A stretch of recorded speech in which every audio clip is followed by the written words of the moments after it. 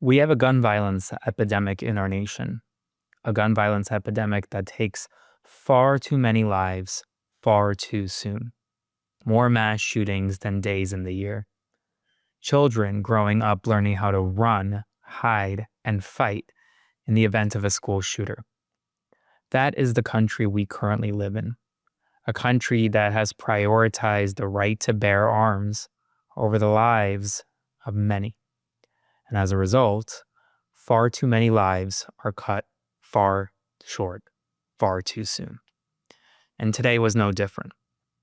I thought a lot about whether or not I was going to give you an evening update because, truthfully, it was a difficult day for many reasons. Gun violence is a stain on our nation, one that has impacted far too many families and taken far too many lives.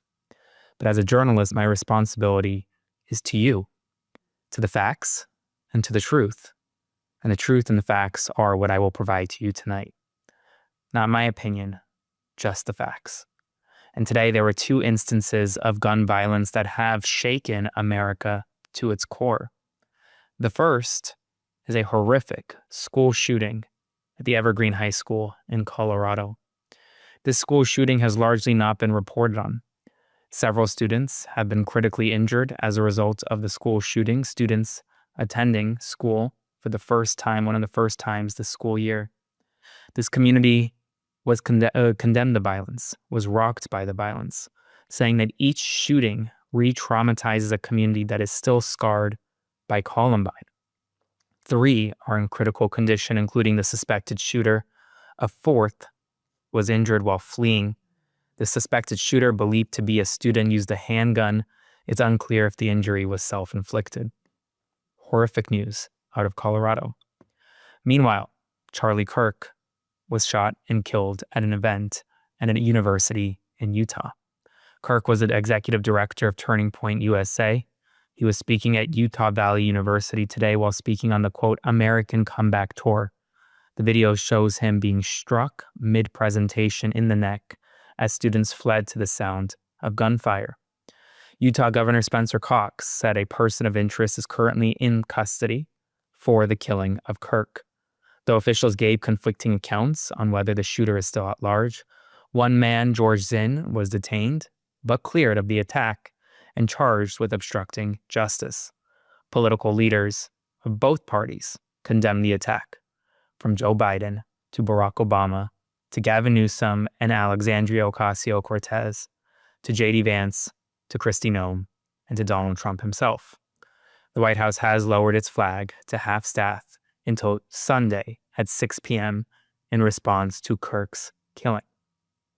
In other news today, Poland's Prime Minister, Donald Tusk, has now warned that the country is, quote, closer to military conflict than at any time since World War II. After 19 drone incursions violated its airspace, NATO forces helped shoot down several drones. Poland invoked Article 4 for urgent consultations, and allies, including the United States and the United Kingdom, pledged support as tensions with Moscow escalated. Qatar's prime minister accused Benjamin Netanyahu of state terror and said Israeli airstrikes in Doha killed any hope for hostages in Gaza, vowing that Netanyahu should be brought to justice. Israel defended the strike on Hamas negotiators, drawing condemnation from allies and adversaries, including the United States, the United Kingdom, Russia, China, and other regional leaders, while families of Israeli hostages and Qatari officials warned that the attack shattered all mediation efforts and escalated the war in Gaza. Donna Hughes Brown, a 58-year-old Irish grandmother and U.S. green card holder who has lived in the United States of America since 1977, now faces deportation over a $25 bad check from 2015, despite having made restitution. She was detained by ICE in Kentucky under Trump's new immigration enforcement mechanisms. She is being held in isolation, prompting her veteran husband to denounce Trump's policy and says that he, quote, 100% regrets voting for him. Oracle co-founder Larry Ellison briefly overtook Elon Musk as the world's richest person after Oracle shares surged 40% on strong earnings, lifting his fortune to $393 billion before closing slightly lower. Ellison is a key Trump ally and a supporter, rivals Musk at the top of Bloomberg's billionaires index, with both far ahead of Mark Zuckerberg and Jeff Bezos. Prince Harry met King Charles at Clarence House for their first face-to-face meeting in 19 months, a 54-minute tea during Harry's United Kingdom visit. Newly leaked 2008 emails show UK Ambassador to the United States Peter Mendelsohn urged Jeffrey Epstein to, quote, fight for early release, reassuring him that, quote, your friends stay with you and love you.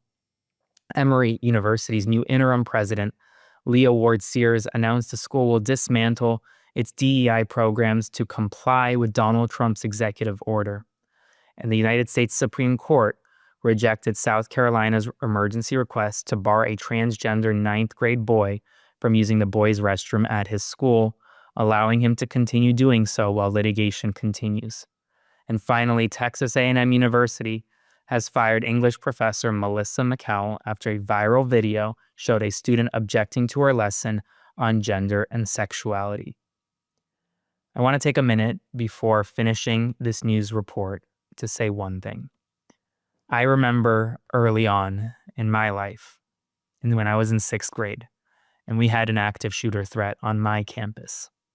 I remember as a 6th grader in algebra having to work with my fellow classmates to arm ourselves with scissors and pencils while barricading the door and having to go to the bathroom with armed guards, essentially, running around the school and helicopters overhead. It was a memory that I will never forget to this day. Now, thankfully, my situation never turned out bad. The active shooter alert that was on my campus ended without any insult, without any injury. It wasn't real. But I remember that moment as a 6th grader. Today, students in Colorado will have one of those moments, except theirs is real. Theirs is real.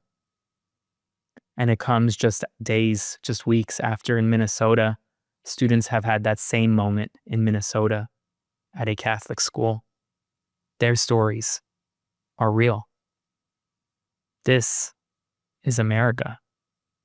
This is the result of guns and gun violence. Tonight, I want you to remember that, and I will see you bright and early for another morning news update. Hey folks, Aaron Parnas here. Thank you so much for watching The Parnas Perspective. Please consider subscribing to support our work as we grow this independent news media entity into something that rivals mainstream every single day. Thanks so much, and I'll see you soon.